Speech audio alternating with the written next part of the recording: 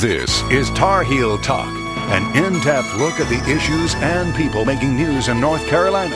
Here's your host, Sonia Williams.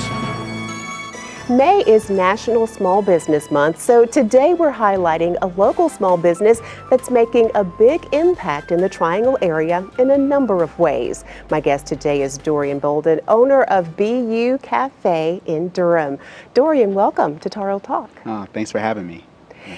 Now, back in 2005, you were a financial advisor in New York City.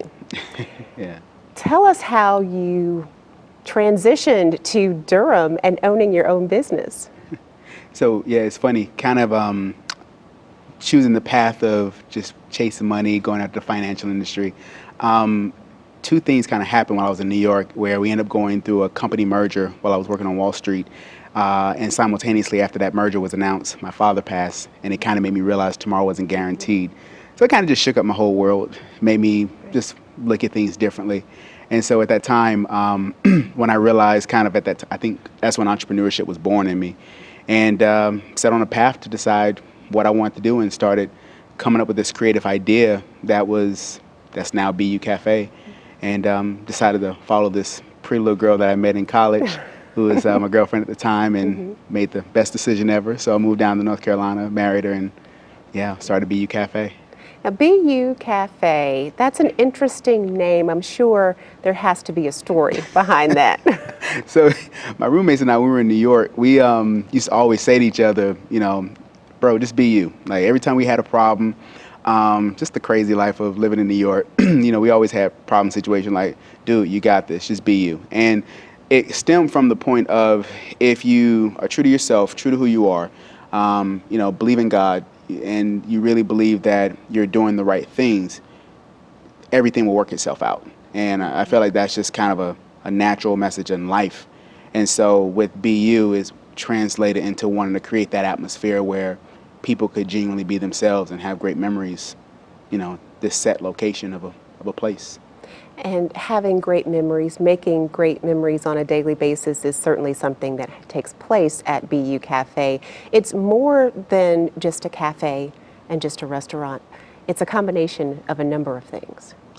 Yeah, you know, so the easiest way, when you look at kind of the business side of it, it stems from this combination of doing great live music that encompasses a coffee bar, a full bar, cocktail bar, and then just great food.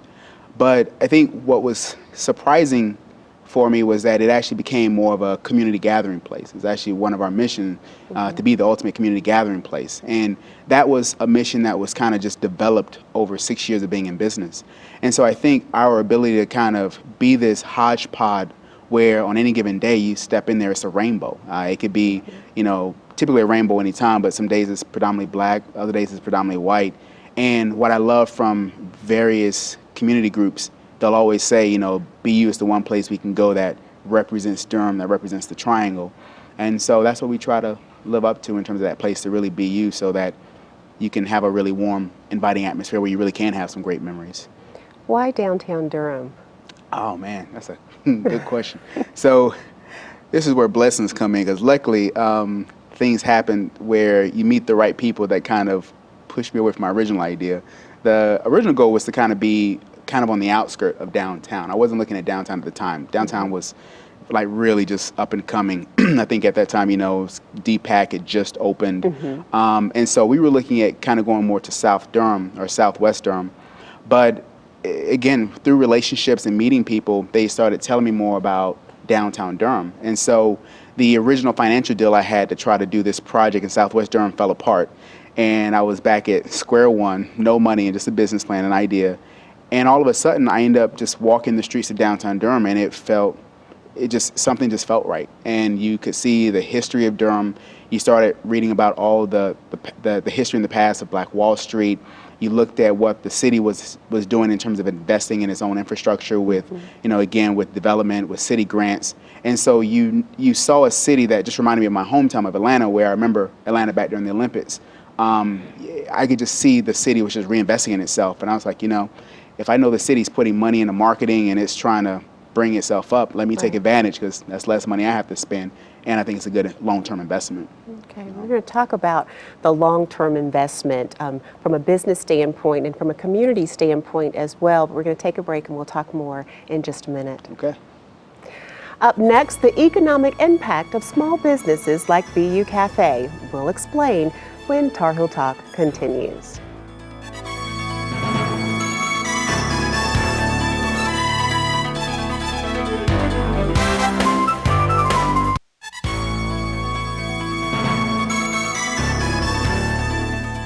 According to the Small Business Administration, more than half of Americans either own or work for a small business, and small businesses create about 2 out of every 3 new jobs in the U.S. each year.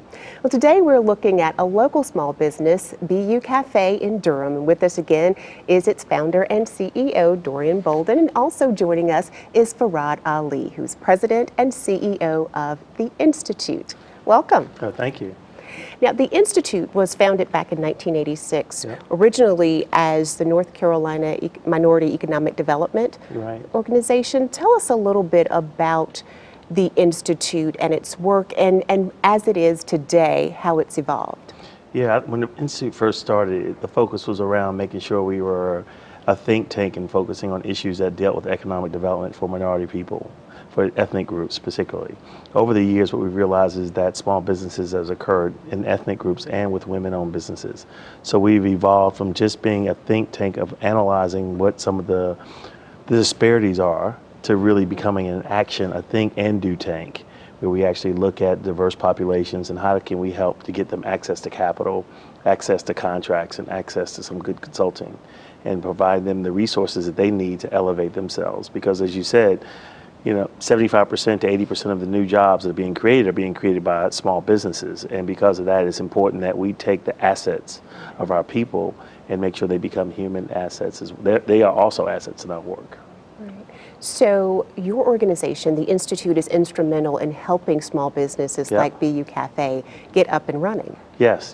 Actually, when Dorian first started, he brought me his business plan and we talked about the opportunities and the strengths of the business plan, and then through lots of his dream and his passion, we kind of given him some structure, and he used that structure in the baseline as to go find financing, find the capital, create the capital package, and built this wonderful business that's in downtown Durham. So we're really excited that he's been a part of our organization.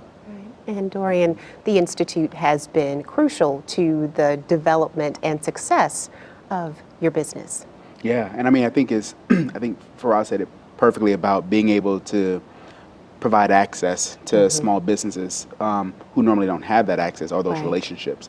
And so, one of the abilities, I think one of the challenges for any small business or anyone who wants to run an organization or build an organization is being able to think outside of sometimes your own limitations. And so you have to be able to, pick the brains of people who are going to challenge you to think outside of what you're used to. And so in this case, I remember meeting Farad, and we had a good conversation going over the strengths and challenges, especially on the financial side of the plan. By the end of the meeting, it got me pumped to keep going. It kept me grounded to make sure of some of the other roadblocks that were still ahead. And then after that, he ended up introducing me to someone else that I could reach out to discuss my business plan, and who eventually led me to someone else that introduced me to someone else who became an investor. And it's funny how that's pipeline of you meet one person who introduced you to someone else, and before you realize it, 6 degrees of separation, you're pretty much where at your end goal of where you need to be. Right. And that's part of the mission of the Institute, is to provide that access, that avenue, putting people and plans in place to help a small business owner realize his or her dream. Oh, absolutely. It's so important, and it's so important for someone like Dorian to be successful, for us to show he becomes a role model. And with over 10,000 people working in downtown supporting his business, and over 4,000 people living in downtown, we just feel really proud of him being not just a good small business, but also an impact to the economic development of downtown, and being a part of the growth and development as a mentor for other businesses. Right. And BU Cafe came along at a time when Durham was going through that downtown revitalization effort, and I can imagine has helped to breathe new life into downtown and make a serious impact economically on the downtown area. Oh, absolutely. I believe that Dorian has become a part of it. He's become a part of the fabric and the tapestry of downtown. You know him for his cafe, you know him for the bar, you know him for the jazz. You know, BU is actually a place where you could just be you, and people take that opportunity to go there and enjoy themselves. So we're real proud of where he's at, and also his expansion that you have coming along. Yeah. Yeah. So tell us about that expansion, because I think we have a couple of sketches from your expansion work, but you're going to be moving soon. Yeah, we're today was actually our kind of our last day in our old location, and I think when you look at the bigger picture of economic impact, what Farad was kind of referring to is, rates are rising in downtown Durham, and so it's getting more expensive for small business to kind of sometimes survive, and so as opposed to kind of closing up shop, in the future, we ended up purchasing a property and working with local financial institutions, self-help, and also with BB&T to get a commercial loan, and work with the SBA to get a 504 loan so we can buy our space and actually move into a new location. And it gives us not just it's going to give us this protection of long-term protection to be there for a long time. But I think it also provides another picture for people to see that, you start a business, you struggle for the first couple of years, you turn yourself around, and once you start, kind of coming out of that, kind of come over that bridge, you're able to kind of sustain yourself and grow even bigger and develop, greater assets and just, like you say, have a greater impact on the community. So that's kind of the cool thing about the expansion that we're doing now, and providing more jobs. And just you think about all the other small businesses that are involved with this development project. It's really cool to see. And this will also provide you with more space. I've been to your restaurant. It's wonderful, but the space, I'm sure, will be welcomed by your customers. Yeah, I mean, we're still going to keep it intimate. So we're going from like 3,000 square feet to only 3,058. So it's not a big increase, but we are revamping the bar and other elements so that we'll be able to go from about 70 to almost 95 seats. Wonderful. So we'll increase it a little bit, but we still want to try to provide that small, intimate setting. And I think part of that is part of the community feel. I think, when I walk in on, Thursday, Friday mornings, and I'll see, Farad having a business meeting or other people in downtown Durham that are meeting, I think there's something to be said about still having that cafe feel. And we don't want to get too big and outgrow that, and still keep that community feel as part of the business model. And an important element, the business will still remain in downtown Durham. For years to come, or at least, for 20 years, as BB&T will say. So. And Farad, from an economic perspective, what is the climate in downtown Durham like for small businesses? Right, I think Dorian came at the right time. He came at the real genesis of downtown being redeveloped. Now we have more festivals coming down. So while we have 10,000 or so, over 10,000 people coming through downtown and over 4,000 people who live there, we'll have over 100,000 people this summer coming through downtown because of ACC baseball, what's happening in American Tobacco, Moog Fest. We'll have a bunch of people, Full Frame Festival, the Art of Cool. So when you have all these festivals going on, it actually provides more people to explore in the downtown area, more opportunities for him to have sales. And because the downtown flavor of Durham is more gritty and cool, and not a whole lot of restaurant chains, that people tend to find themselves hanging out in those places. So we're really proud of the grittiness of Durham, especially with all of the festivals, which will increase the number of people that should be around just exploring downtown. So it should be a good time. How can people find out more information about the Institute and the work that you're doing to help small business owners? They can visit us at theinstitutenc.org. We have a women's business center. We also have a minority business development center that focuses on ethnic minorities. And those are partnerships that we have with the SBA and the U.S. Department of Commerce. Okay. Farad Ali, President and CEO of the Institute, thank you so much for your insight, and thank you for being with us. Dorian, we'll talk more in just a minute. Still to come on Tar Heel Talk, how the BU Cafe is reaching the masses through music. More on that after these messages.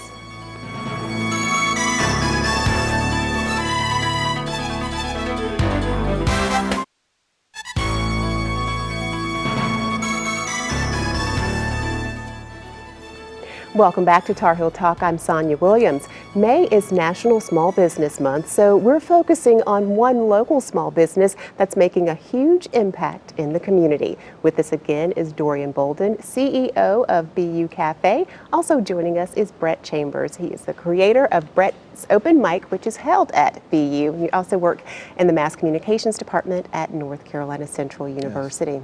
Thanks Welcome. for having me. Thanks for having me. Now, Brett, you are a music aficionado. Yes. So tell us a first little love. bit about how the open mic came about and this partnership with BU Cafe.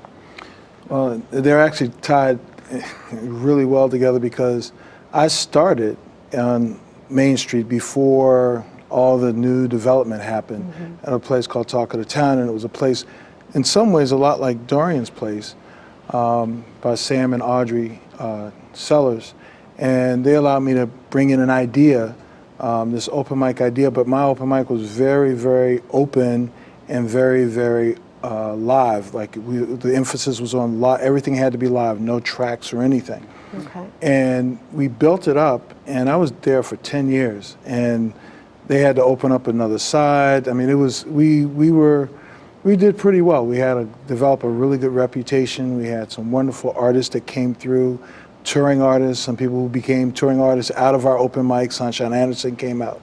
Al Strong from Art of Cool. Chip Sharon used to bring Ivan Hamden, who at the time, Ivan was touring with Luther Vandross and Chip was touring with Marion Meadows. So we had a lot of really cool people. Chip Crawford, who is now with Gregory Porter, the Grammy Award-winning artist. So we've had a lot of really, some wonderful folks come through there and develop there. So it's been a wonderful thing. And now that we're down at Dorian's at BU, this is just us coming back to Main Street, coming back to what we always thought it should have been to begin with, and also coming back to a young man that is doing some things that goes beyond the music, goes beyond the places and the space. So it's been a wonderful experience. We've been talking about it for about 4 or 5 years. Trying to get the timing right. And the timing is right. I mean, the key to this guy is that I've from watching him is that he's really been able to master the critical element of timing. And most of that was because he was always prepared. I bring my students down for my class because I have them doing entrepreneurship projects. Right. And Dorian and Tobias Rose from Complex Creative, who's his marketing guy, they talk to my students about how to be prepared. And that's one of the things that I think is really important to understand, not just about the cafe, but about how his role in the community. So that's the part that I just want to make sure I get that out there because, I mean, the students see him and they see someone who's not much older than them that is going through things and taking steps to be prepared to do the right thing and not being afraid to make a few mistakes here and there, but go back and learn and do the study. Right. And Dorian, that's a part of your personal mission is to not just be in the community, but to be a part of the community. Correct. Yeah, and it's great how it's happened organically. And I think, as the previous episode, we were talking about how that was the challenge of coming into downtown when it was really up and coming. So those hard knocks that we originally faced was offsetted by the fact that we could get in early and really develop roots. And I think, one of the things that I'm always stressing that's important is, not just with being a community spot, but being able to give back. And what I love with talking with other young people, especially entrepreneurs, I'm a big fan on finding ways to, if you have an idea, to create something. I think a lot of times we tend to go into creating organizations, and that's great. I mean, sometimes you do need a lot of organizations that, may be more focused on, going after funding or something like that. But Right. I do appreciate the for-profit business model because there are so many great ideas that these kids have out here, and it's just a matter of thinking differently to, go after a customer base and create a demand, find a demand, create a supply, and build it. So what advice would you give to the budding entrepreneur now that you've had some years under your belt and a good perspective? What would be your advice? It's funny. I think it really depends on, I think, the step that you're at. But for anyone who's beginning, my favorite quote that I read a while back by someone was, "Decide that you want it more than you're afraid of it." And that was the first quote that got me going. Because I think often people are afraid, and heck yeah, you should be. I mean, this is to give up income, to at the time move in with my girlfriend and my fiance and my wife, and have to really struggle those beginning years. It's a lot of fear involved, but you have to be willing to overcome that and want it bad enough to go through it. And I think that's kind of the story of almost every entrepreneur. Right, yeah. And it's a fun ride. It's the journey. Good. I'm sure it's fun after you are on the other side and can look back. Yeah, kind of after the fact. But I think that's kind of the funny part about being a part of the community and looking at being part of the whole live music. The environment itself makes it fun. And the live music is amazing. It's incredible. Yeah. Brett, tell us about the open mic. What nights are you doing that, and who can be involved? All you have to do is show up, and we're willing to sign in. The open mic started in 1996, so we're coming up on our 20th year this September. And the fact that we're still going is a testament to the community, because what Sam told me and what I watched Dorian doing to continue that same type of legacy is that you listen and feel your community and feel your audience, and you make them feel good about coming to your place.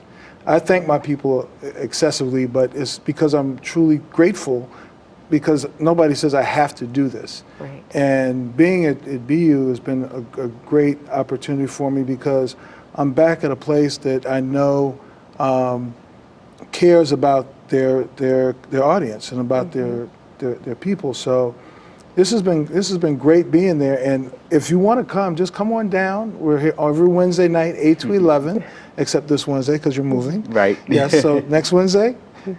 Yes. Yep, Yes. Okay. Yeah, just we'll put on the check the contract. website. I know. yeah, but we'll be there, and we have a band.